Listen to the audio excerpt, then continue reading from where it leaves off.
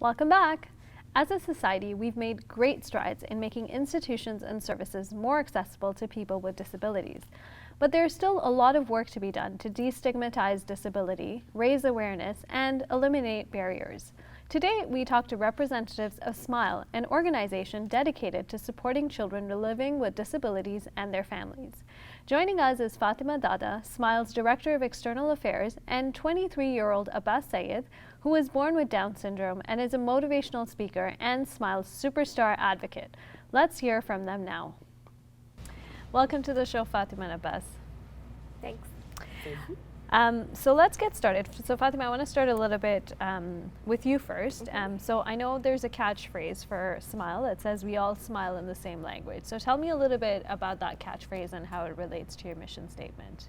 We all smile in the same language is essentially like what SMILE stands for, in the sense that you smile, Abbas smiles, I smile, and we all smile the same way. It doesn't matter what color we are, it doesn't matter what we're wearing, it doesn't matter what we do, it doesn't matter what religion we are.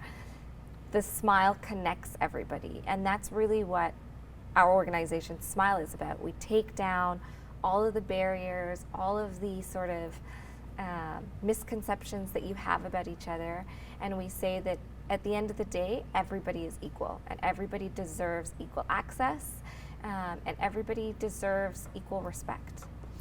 That's amazing. Now, tell me a little bit about how SMILE got started. Sure. SMILE got started for two reasons. One is my sister, Fatema Dada, she's the founder of the organization. She did her master's at McMaster, and she basically studied the Muslim community and access to disability services for the Muslim community. And the result was really alarming in that. Was this she did a research on this? It was, yeah, it was, Okay. it was basically her thesis. Gotcha, okay. That later got published through the university. And it basically found that there's this huge gap between the Muslim community and kids with disabilities in the Muslim community and access to the services that are already out there. And so she really looked and researched at A, why was that happening, and B, as she started researching, she realized that there's a gap because there was no organization that were connecting kids with disabilities to the services that are out there. And so she thought, we need to start something. That was part A. Part B is one of our cousins has a disability. He came from Tanzania when he was 5 years old with his mom and his dad, and he's our first cousin. And his mom did not know how to access the services that were out there. Language was an issue, and just knowing how to navigate the system was an issue. And the only reason why she was able to do what she was with her son was because Sagina was there to help her Navigate through the system. Exactly. Say, you need to apply to this. You need to do this. So something so simple such as social housing. If you have a child with a disability, you automatically get bumped up on the list. How is anybody supposed to know that, right? But because Sagina's in the field, she knew that, and she helped navigate the system so that they were able to get assistance with housing. Back home in Dar es Salaam, for Muhammad, that's his name, there was no services for him. So really all he did was he just sat there. Like, he didn't do anything. There were no activities for him. And his mom was with him 24 hours a day. When she came to Canada, she just assumed that that was going to be the same thing. She didn't think that one day her son would go to full-time school, that he would come back with like pieces of art and things that he had done at school. She never thought one day that she herself would be going back to school to educate herself and be able to improve herself and get a job herself. Those things had never crossed her mind because she didn't even think that those services existed. And this is a child who can't speak, he can't walk, he can't even eat. He has a feeding tube that feeds him. And so when you see him now and the things that he does now, a bus comes and picks him up for free in the morning.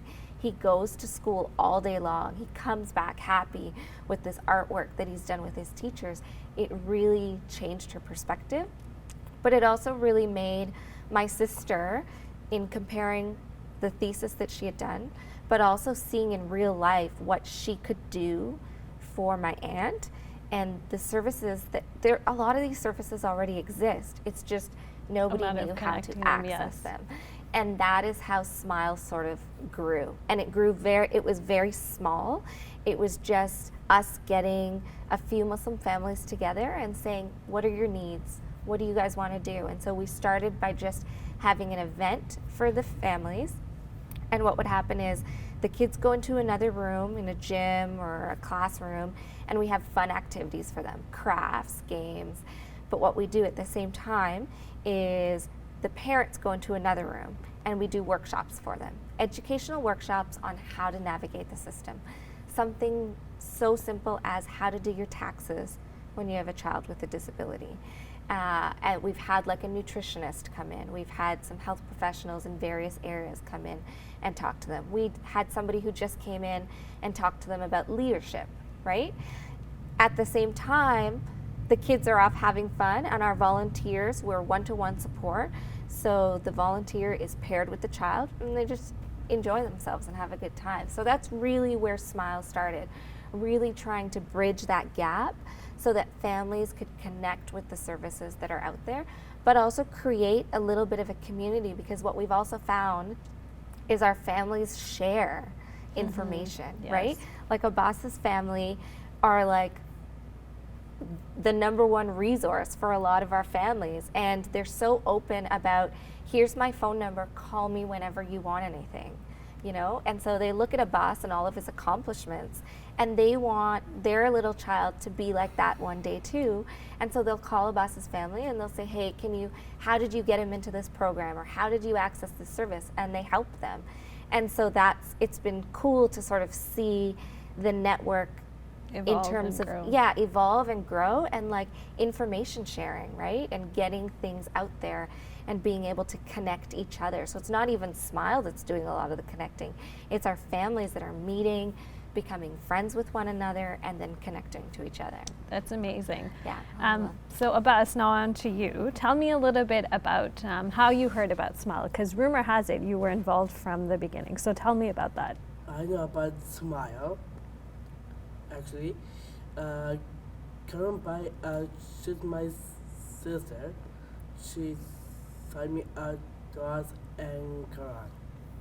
Oh wow, okay, so it was through your sister who helped you find that? Oh, that's awesome. So Quran Bai is actually our sister, and she's also the founder. This is Sagina that we're talking about. Yeah. Okay. And she actually used to teach Abbas Quran.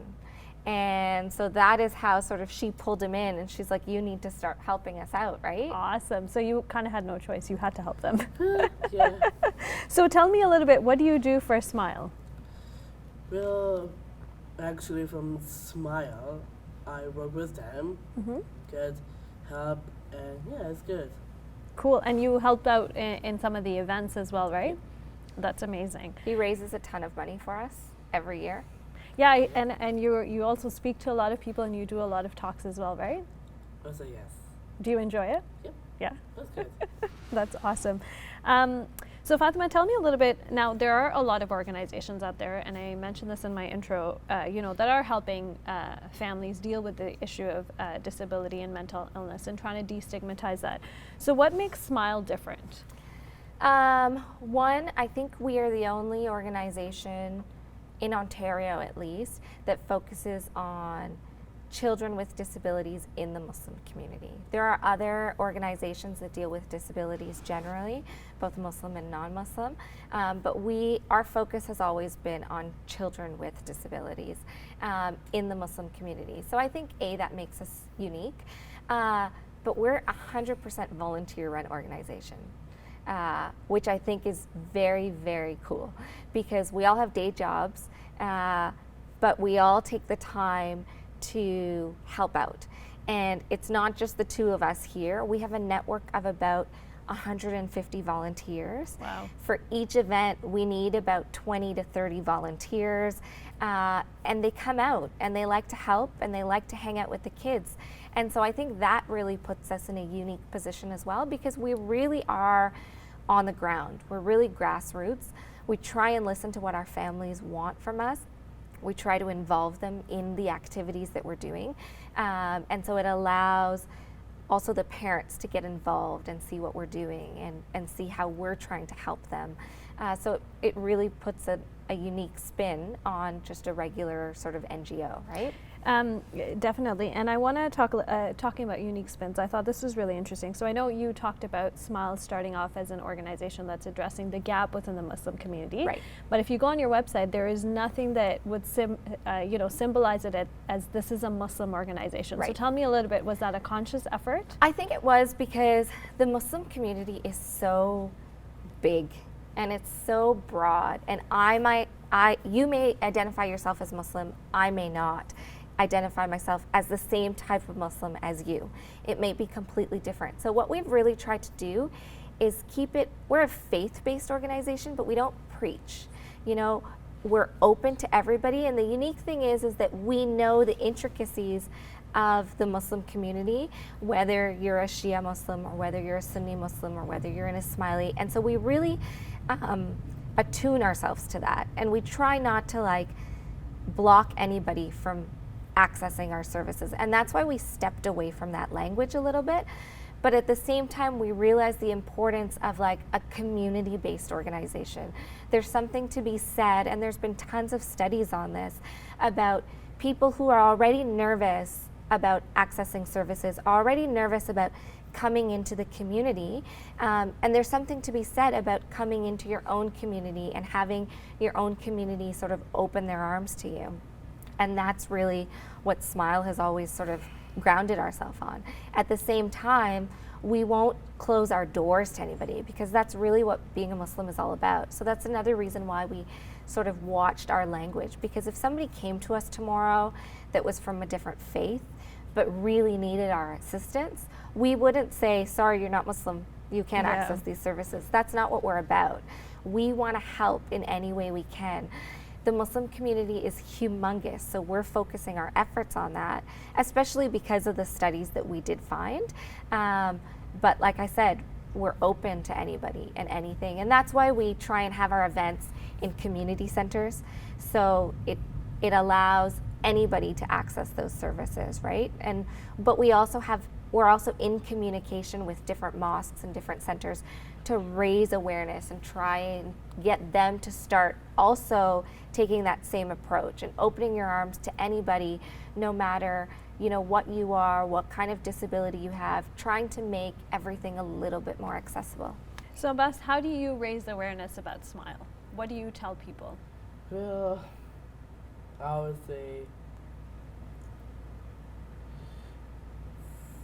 first of all, I work for Smile, so I just help the kids if they need something, they need some help. We do fundraising from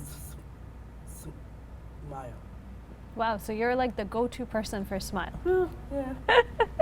Tell me a little bit, I know you also enjoy sports a lot, so tell me a little bit about that. Well, actually, I compete in Brampton Special Olympics. Wow.